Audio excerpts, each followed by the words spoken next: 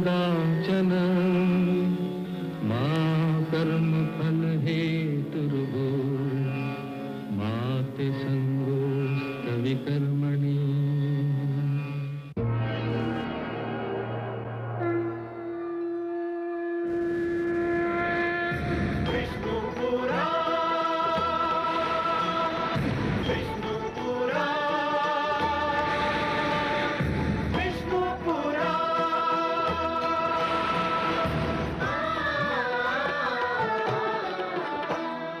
जीव ज्ञान ब्रह्म ज्ञान अथ श्री विष्णु पुराण।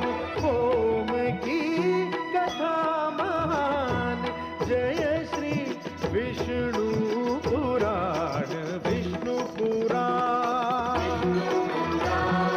विष्णु पुराण विष्णु पुराण। प्रगटे कब तीन लोक जन्म मृत्यु हर्ष शोक। पृथ्वी जल वायु गगन प्रगटे कब ज्योत अगन। इस पुराण में है निहित जप तप और योग ध्यान। विष्णु पुराण विष्णु पुराण विष्णु पुराण। मैं माँ हूं, धरती माँ। सत्य का ज्ञान केवल अपने तक सीमित रख लेने के लिए नहीं होता, वो तो एक संदेश होता है जिसे सारे संसार तक पहुंचाना आवश्यक है। प्रहलाद को इस सत्य का ज्ञान था कि उसका पिता ईश्वर नहीं है, और उसने निर्भय होकर यह संदेश दूसरों को भी दे दिया। उसके गुरु जब उसे वो शिक्षा दे रहे थे जिसे प्रहलाद अनुचित और असत्य समझता था, अपने मन में वो उसी शिक्षा का आदर करता था जो उसे देवर्षि से मिली थी। गुरु अपना कार्य करते रहे और प्रहलाद अपना पाठ पढ़ता रहा। फिर वो समय आ गया जब उसके गुरुओं ने उसे माता पिता के पास जाने की अनुमति दे दी, और मैं जान गई कि प्रहलाद की वास्तविक परीक्षा अब आरंभ होने वाली है।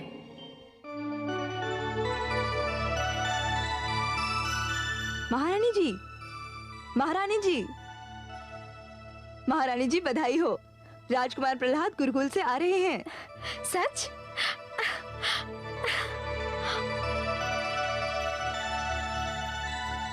माते, पुत्र, कितने दिनों से तेरे आने की प्रतीक्षा में मैं एक एक घड़ी गिन रही थी। कैसा है तू पुत्र? मैं सकुशल हूँ माते। गुरुकुल के कठोर जीवन ने मेरे पुत्र को कितना कुम्हला दिया है। गुरुकुल का जीवन कठोर होता है माते, परंतु इस कठोरता में आनंद ही आनंद है। बस कुछ याद आता था तो तुम्हारे हाथ का भोजन। जब भी मैं भोजन करता था मेरे सामने तुम्हारा मुख आ जाता था। हाय मेरा पुत्र, अब मैं नित दिन तुझे अपने हाथों से भोजन कराऊंगी। पुत्र, तेरी देखभाल तो मैं स्वयं करूंगी। महारानी की जय हो। सभागार से महाराज का संदेश आया है। उन्हें राजकुमार के आने की सूचना मिल चुकी है। वे चाहते हैं कि कुमार से वे सभागार में ही मिले। चलो ये भी अच्छा हुआ, इसी समय महाराज से भेंट हो जाएगी। चलो पुत्र। भगवान हिरण्यकशिपु की, भगवान हिरण्यकशिपु की, भगवान हिरण्यकशिपु की, भगवान हिरण्यकशिपु की, भगवान हिरण्यकशिपु की, भगवान हिरण्यकशिपु की, भगवान हिरण्यकशिपु की, भगवान हिरण्यकशिपु की, भगवान हिरण्यकशिपु की, भगवान हिरण्यकशिपु की।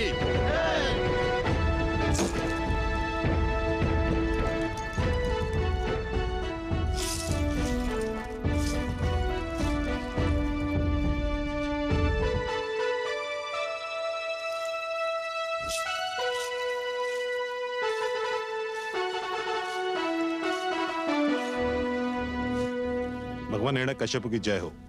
कौन है ये दुष्ट?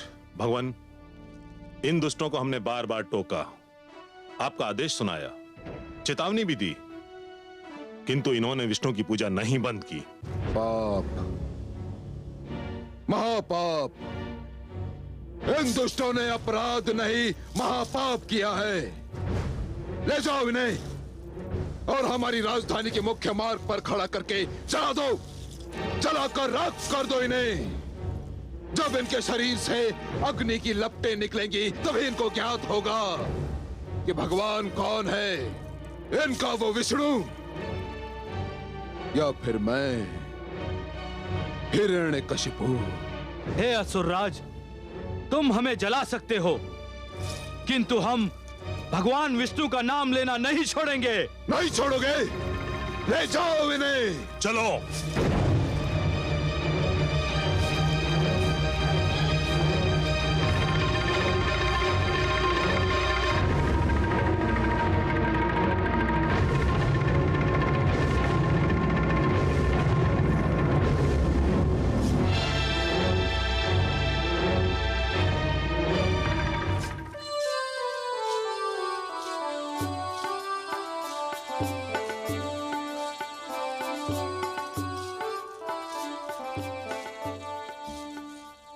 पिताश्री।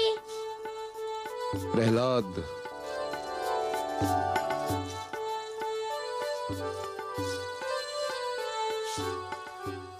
कैसा लगा तुम्हें गुरुकुल पुत्र? बहुत सुंदर।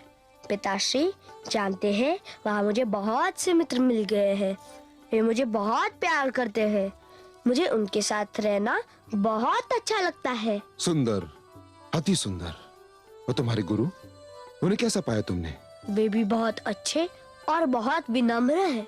मेरी देखभाल करते रहे। परंतु पिताश्री, उन्हें तो ये भी नहीं पता कि शिष्य को क्या पढ़ाना चाहिए।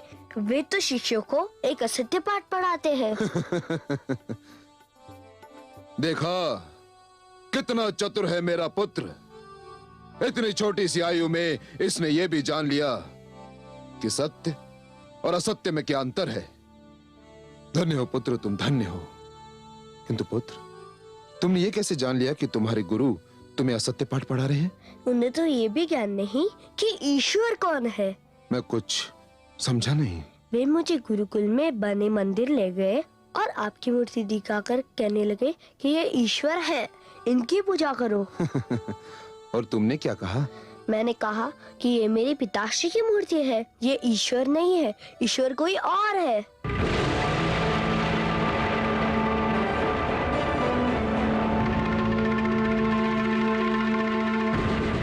तो फिर ईश्वर कौन है? कौन है ईश्वर? आपको भी नहीं पता? लगता है कि आपके गुरु ने भी आपको नहीं बताया कि ईश्वर कौन है। मैं तुम्हारे मुख से सुनना चाहता हूँ कि ईश्वर कौन है। बताओ। चलिए, आपके गुरु ने नहीं बताया तो मैं ही बताए देता हूँ। ईश्वर वे है जो कण कण में बसते हैं, हर मन में बसते हैं, चारों ओर बसते हैं। श्री सागर जिनका बसेरा है, शेषनाग जिनकी शैया है, उनका नाम है वासुदेव श्री विष्णु। मेरा पुत्र।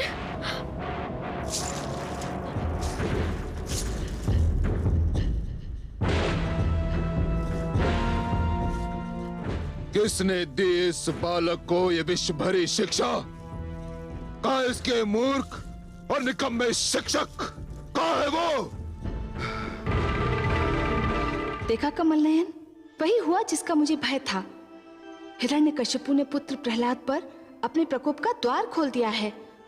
अत्याचार आरंभ हो गया है। इतने प्यारे और कोमल बालक को निर्दयता से उठाकर फेंकते हुए उस दुष्ट को दया नहीं आई। हाँ महादेवी, कथा आरंभ हो गई है। ये वो कथा है जो हर युग में सत्य की पताका फहराने वालों को प्रेरणा देगी। पर आप घबराइए मत। जो पुष्प खिलने वाला होता है वो खिलकर ही रहता है। धूप उसे कुम्हला नहीं सकती महादेवी। जो प्रकाश फैलने वाला होता है वो फैलकर ही रहता है। अंधेरा उसकी राह नहीं रोक सकता। हिरण्यकशिपु ने प्रकोप का नहीं, अपने पतन का द्वार खोल दिया है। अब आप देखिए क्या होता है। हिरण्यकशिपु ने इस सत्य को पहली बार सुना है और उसका दंड यह है कि यही सत्य उसे बार बार सुनना होगा। मैंने गुरुदेव के कहने पर प्रहलाद की शिक्षा दीक्षा आप दोनों को सौंपी थी। मैंने सोचा था कि आप उसे वही शिक्षा देंगे जिसका गुरुदेव ने आदेश दिया था। मैंने सोचा था कि जब मेरा पुत्र गुरुकुल से लौटेगा तो वो सब कुछ सीख चुका होगा। क्या क्या सपने देखे थे मैंने, क्या क्या सपने देखे थे। मैंने सोचा था इस शिक्षा प्राप्त करके मेरा पुत्र मेरी परंपरा को आगे बढ़ाएगा, मेरा मान बढ़ाएगा, मेरे नाम को ऊंचा करेगा। परंतु आपने उसे सर्वथा उल्टी शिक्षा दी। उसे वो नाम बताया जिसे सुनकर मेरे कानों में विष खुल जाता है, मेरे तन मन में आग लग जाती है, और वो नाम है विष्णु विष्णु विष्णु। भगवान, बस मैं कुछ नहीं सुनना चाहता, कुछ नहीं।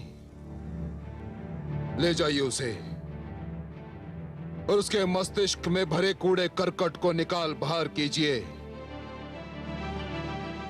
और उस मूर्ख को बताइए ईश्वर कौन है। कौन है ईश्वर? मैं आप दोनों को अंतिम बार क्षमा कर रहा हूं, अंतिम बार समय दे रहा हूं। उस मूर्ख का भ्रम दूर कीजिए। यदि ना किया तो आप दोनों मेरे दंड से बच नहीं पाएंगे। इससे पहले कि मेरे संयम का बांध टूट जाए, चले जाइए यहां से, चले जाइए।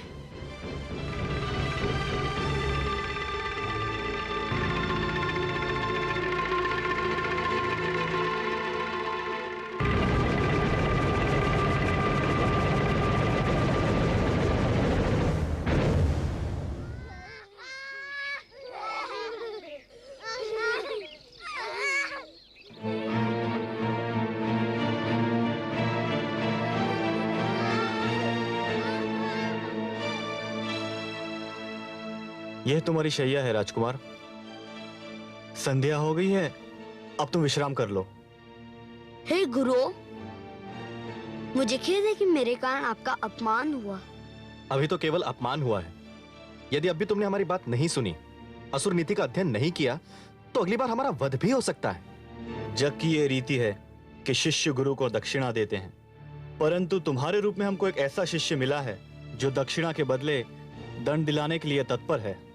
शिष्य का धर्म है कि गुरु को सुख पहुंचाना, उनकी सेवा करना।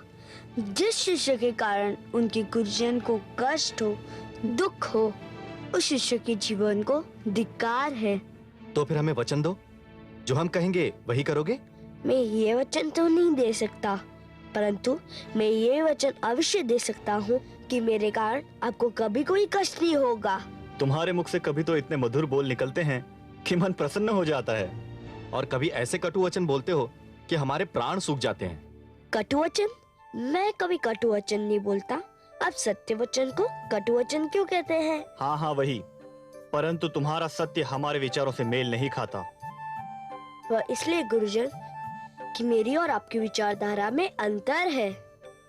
परंतु आप चिंता ना करें, मैं अपने विचारधारा का सारा उत्तरदायित्व तो अपने सिर ले लूंगा। आप पर कभी आँच नहीं आने दूंगा, यह मेरा वचन है। ठीक है, अभी विश्राम करो। भोर होने पर देखेंगे कि तुम हमको भगवान हिरण्यकशिपु के प्रकोप से कैसे बचाते हो। चलो भ्राताशंड।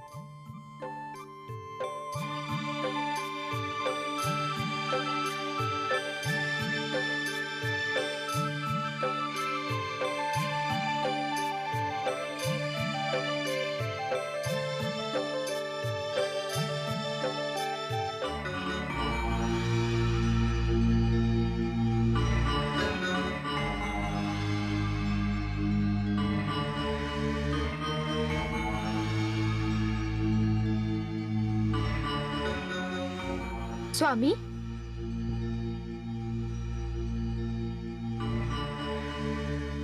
आप अभी तक नहीं सोए? नींद नहीं आ रही है महारानी। तुम्हारे पुत्र ने मेरी आंखों की नींद छीन ली है। मेरा पुत्र? क्या वो आपका पुत्र नहीं? यही तो खेद है महारानी कि मेरा ही पुत्र मुझी से विद्रोह कर रहा है।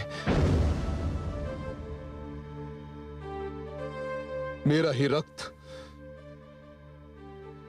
मुझी को ललकार रहा है।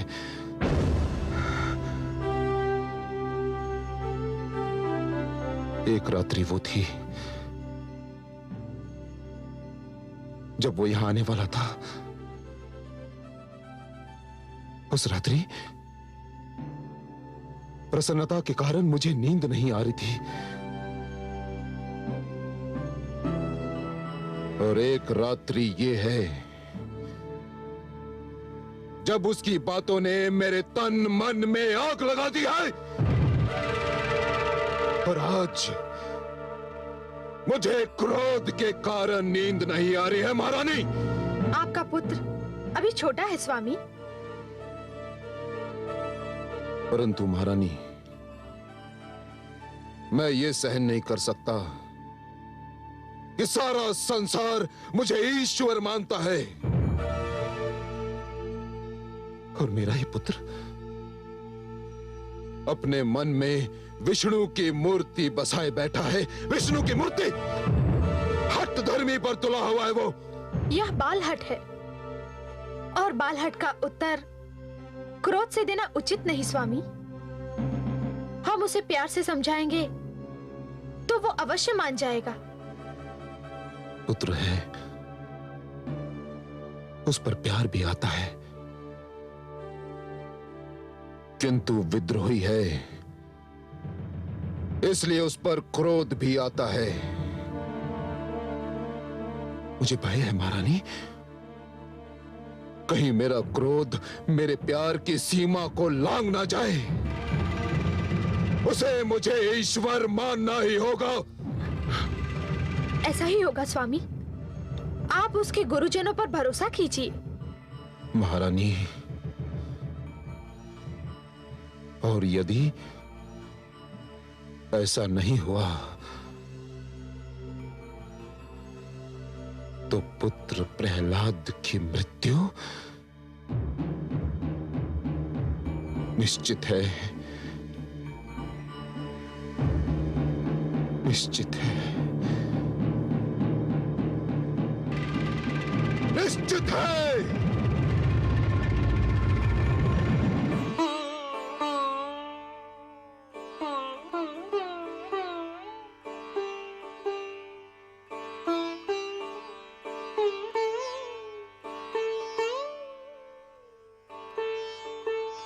मित्र प्रहलाद, राजकुमार, क्या हो गया इन्हें? इनकी तो सांस भी नहीं चल रही है। कहीं मर तो नहीं गया हमारा मित्र? चलो गुरुजन को बताते हैं।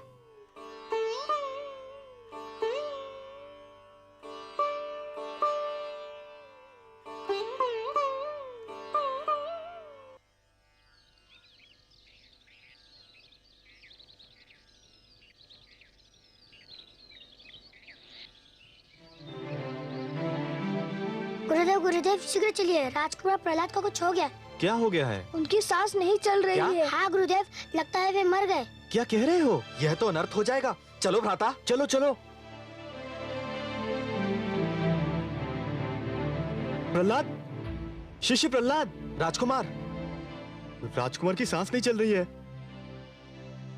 नाड़ी भी नहीं चल रही है। हम तो मारे गए भ्राता षंड। ये किस संकट में डाल दिया राजकुमार ने? अगर भगवान हिरण्यकशिपु को सूचना मिल गई तो अनर्थ हो जाएगा भ्राता।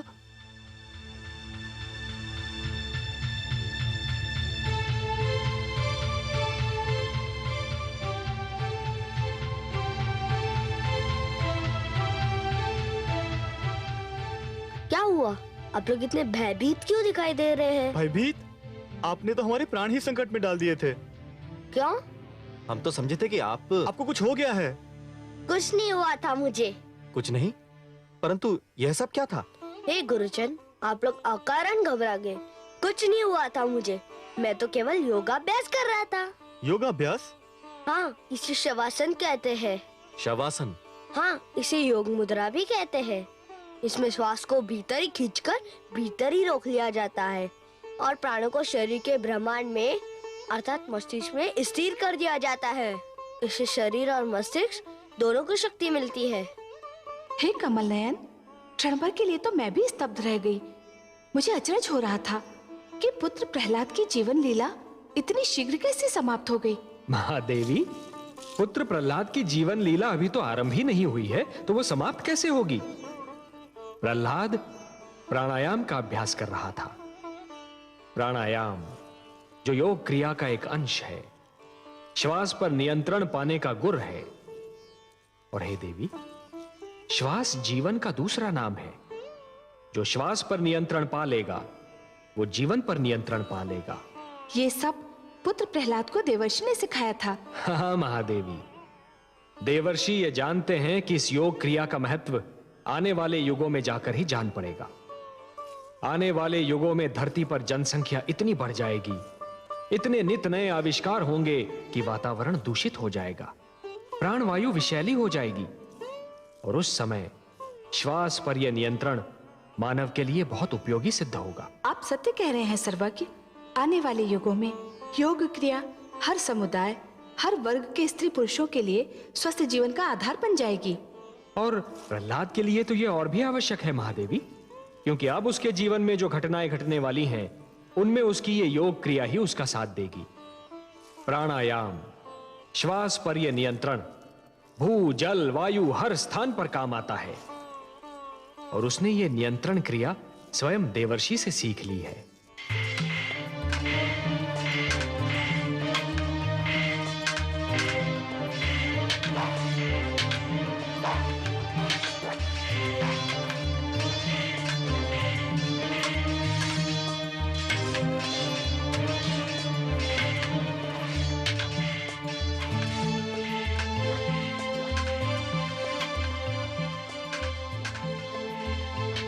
राजकुमार,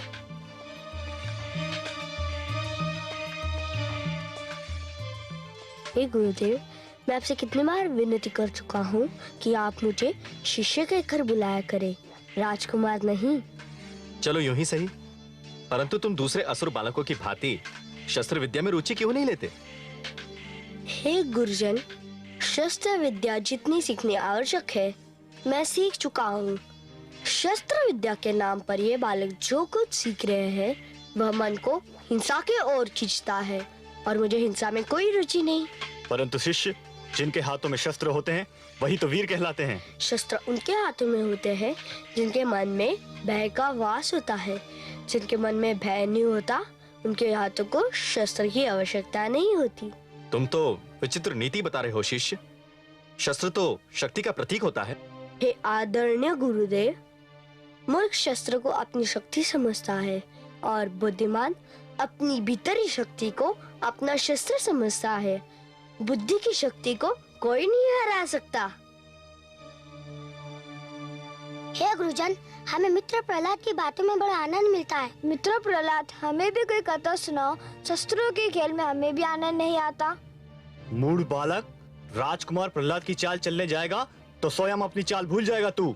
किंतु गुरुदेव, हम अपने आंखों से देख चुके हैं मित्र प्रहलाद जो कहते हैं सत्य सिद्ध होता है। हम भी इनका अनुसरण करना चाहते हैं। मूर्खो, तुम तो संभवतः बच भी जाओ, परंतु यदि भगवान हिरण्यकश्यप को इस बात की सूचना मिल गई तो तुम्हारे माता पिता का जीवन संकट में पड़ जाएगा। देखा मित्रों, शस्त्र हाथों में होते भी तुम भयभीत हो गए।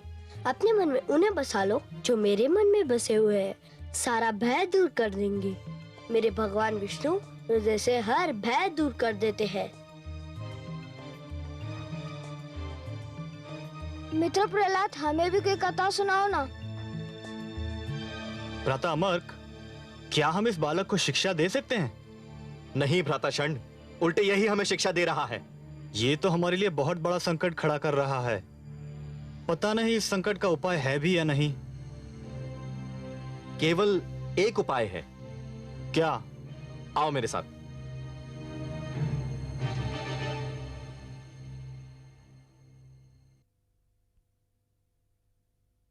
महारानी की जय हो। गुरुकुल से गुरु शंड और गुरु अमर आए हैं और आपसे मिलना चाहते हैं। इस समय? इतनी रात्रि को? कहते हैं कोई बहुत आवश्यक कार्य है। ठीक है, भेज दो। जी महारानी।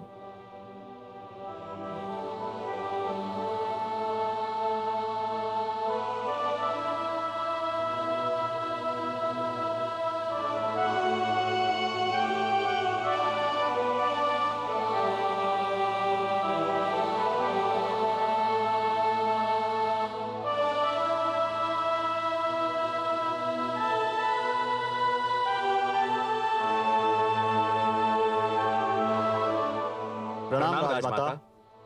प्रणाम गुरुजन। सब कुशल तो है ना? कुशल होता तो इतनी रात्रि को आपको कष्ट देने का साहस नहीं करते राजमाता। क्या बात है? राजकुमार प्रहलाद को असुर नीति, असुर संस्कृति, असुर विद्या किसी में कोई रुचि नहीं है। मैं स्वयं बहुत चिंतित हूँ। गुरुजन, आप उसे थोड़ा और समझाने का प्रयास कीजिए। हम तो समझा समझा कर हार चुके हैं राजमाता, परंतु राजकुमार ने जो अपने मन में मान लिया है उसके अतिरिक्त वे कुछ और मानने को तैयार ही नहीं। राजमाता, हमें भय है कि भगवान हिरण्यकशिपु ने राजकुमार प्रहलाद की बातें सुन ली तो वे समझेंगे कि हमने उन्हें यह शिक्षा दी है, जबकि इसमें हमारा कोई दोष नहीं है। यही नहीं राजमाता, हमें भय है एक नया संकट भी खड़ा होने वाला है। हाँ राजमाता, राजकुमार प्रहलाद विष्णु को अपना ईश्वर मानते हैं और उनकी देखा देखी बाकी विद्यार्थियों पर भी रंग चढ़ने लगा है। हमारे असुर शिष्य भी असुर धर्म से दूर होते जा रहे हैं राजमाता। समस्त विद्यार्थी उनके रंग में रंगते जा रहे हैं। भगवान हिरण्यकशिपु को सूचना मिल गई तो अनर्थ हो जाएगा राजमाता। समझ में नहीं आता, क्या करूं? हे राजमाता, राजकुमार आपसे बहुत प्रेम करते हैं। आप चलकर उन्हें समझाएं। हमें विश्वास है कि वे आपकी अवश्य सुनेंगे। हम यही विनती लेकर आपके पास में आए थे। आप कहते हैं तो मैं आपके साथ अवश्य चलती हूँ। उसे सीधी राह पर लाने का प्रयास करती हूँ। धन्य है राजमाता।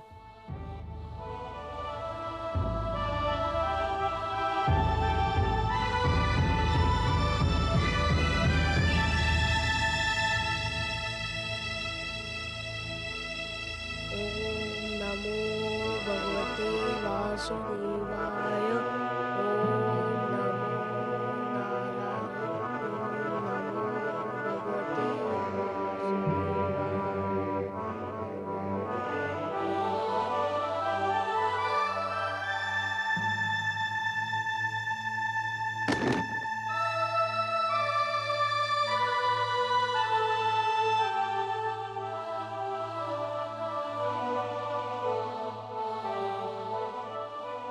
पुत्र प्रहलाद,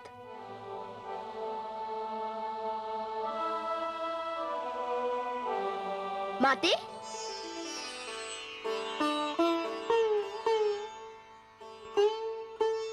माते, आपको देखकर मेरा मन प्रसन्न हो गया, परंतु आपको कष्ट करने की क्या आवश्यकता थी? मुझे बुला लिया होता। पुत्र, यदि आधी रात्रि को मुझको राजभवन छोड़कर तुम्हारी कुटिया तक आना पड़ा तो इसका अर्थ जानते हो पुत्र? नहीं माते। इसका अर्थ ये है कि मैं बहुत विचलित हूँ, दुखी हूँ पुत्र। विचलित? दुखी? पर किसके कारण? तुम्हारे कारण पुत्र। मेरे कारण? हाँ पुत्र, तुम्हारे कारण। तुम जिस प्रकार अपने विचारों को व्यक्त करते हो उसके कारण। परंतु माते, अपने विचारों को व्यक्त करना तो हर एक का अधिकार है। अवश्य है पुत्र, परंतु एक का अधिकार दूसरे के लिए हानि बनने लगे तो हर एक को सोचना चाहिए कि अधिकार का प्रयोग किस सीमा तक किया जाए। आइए माते, स्थान ग्रहण कीजिए। अब आप ही बताइए माते, मुझे क्या करना चाहिए? जानते हो पुत्र, तुम्हारे दोनों गुरु कितने चिंतित हैं? क्षमा करें माते, वे चिंतित नहीं, भयभीत है। भयभीत इसलिए कि वे जानते हैं कि वे हम सबको जो शिक्षा दे रहे हैं वो शिक्षा सत्य पे आधारित नहीं है। वे जानते हैं कि वे अपने विद्यार्थियों से जिन विचारों को मानने के लिए कह रहे हैं उन विचारों पर स्वयं उनको संदेह है। वे जिस बात पर विश्वास का प्रचार करते हैं उस पर स्वयं उन्हें विश्वास नहीं है। वे मेरे कारण चिंतित नहीं है माते, अपने झूठे पाखंड के कारण भयभीत हैं। पर मैं भी भयभीत हूँ। जिस दिन से तूने महाराज को रुष्ट किया है, मेरी तो रातों की नींद उड़ गई है। हर पल यही भय रहता है कि तेरा क्या होगा, और यदि तुझे कुछ हो गया तो मैं क्या करूंगी? भय को मन से निकाल दीजिए। जब आप नहीं जानती कि आपका क्या होगा, मैं भी नहीं जानता कि मेरा क्या होगा, तो फिर इसके लिए सोचना क्या? सब भगवान पर क्यों ना छोड़ दिया जाए? क्योंकि होगा तो वही जो ईश्वर चाहेगा। क्या होगा, क्या होने वाला है, ये भी केवल वही जानता है। फिर हम क्यों चिंता करें? जितनी सरलता से तू चिंता से मुक्त हो सकता है, मैं कैसे हो सकती हूँ? मेरे लिए तो एक और मेरा पति है और दूसरी ओर मेरा पुत्र, और उन दोनों की चिंता में फंसी मैं, एक पत्नी, एक माता, जो न इस पार जा सकती है न उस पार। मैं क्या करूं? आप भी मेरे ईश्वर पर विश्वास कीजिए, सब कुछ उसी पर छोड़ दीजिए। भय या चिंता के स्थान पर मन में ये सत्य बसा लीजिए कि यश अपयश, जीवन मरण सब ईश्वर के हाथ में है। जिसके साथ वो है उसकी ना कोई चिंता है ना भय।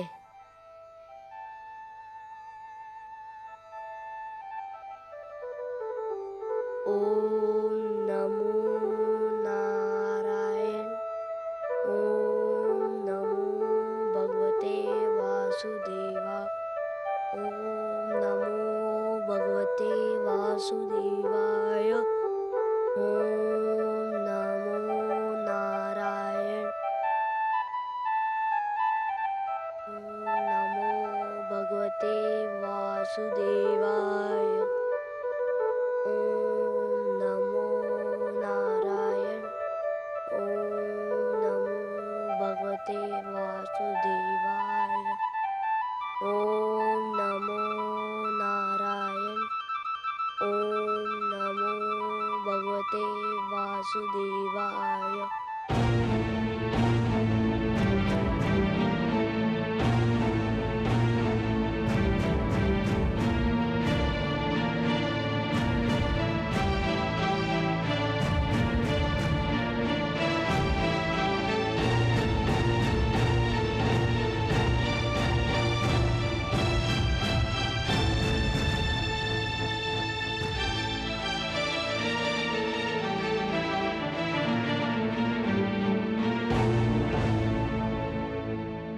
भगवान हिरण्यकशिपु की शक्ति इतनी रात्रि को कहां से आ रही है?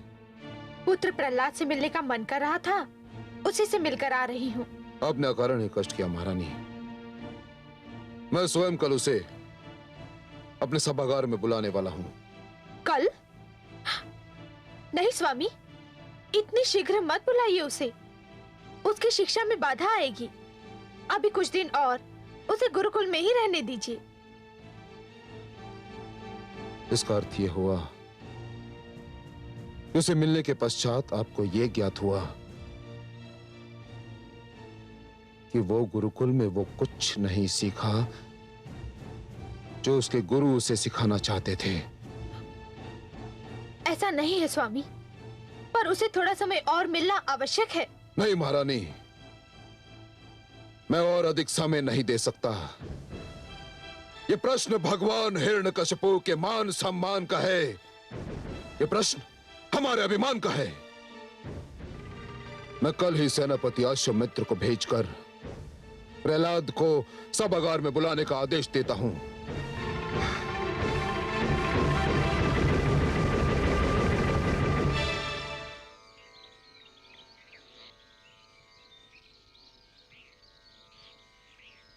हमारी इतनी विनती तो सुन लें। आप भगवान हिरण्यकशिपु की प्रार्थना करें या ना करें, उनकी स्तुति तो कंटेस्ट कर लें।